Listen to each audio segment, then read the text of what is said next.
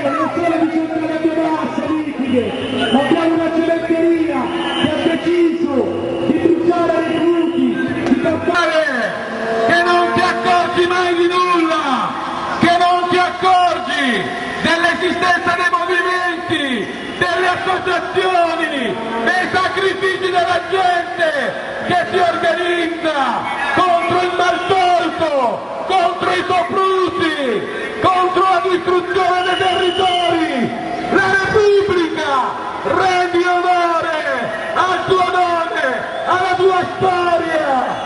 E allora noi non ti chiediamo che devi scrivere per forza di questa manifestazione, noi ti diciamo che siamo una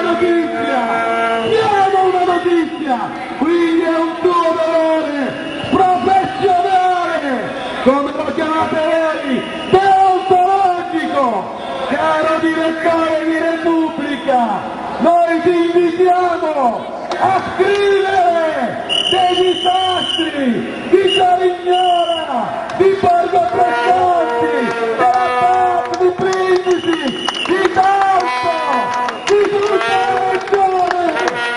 Carissimo direttore, la Repubblica rendi onore al nome del tuo giornale. Noi non ti chiediamo, pubblicaci le notizie, noi ti diciamo, siamo la realtà che ogni giorno sui territori lotta contro il restringimento della democrazia.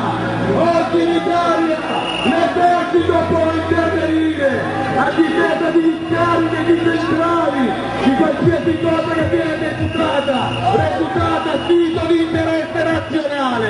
E arriva l'esercito! Arriva l'esercito! Questa è la democrazia in Italia! Arriva l'esercito con una legge!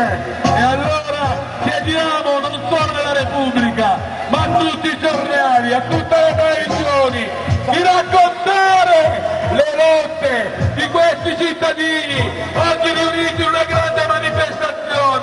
Andremo a trovare anche il Presidente della Regione Vendola insieme alla sua giunta per dire che le cose che sta facendo non ci piacciono e che vanno completamente cambiate, perché le imposizioni al territorio sui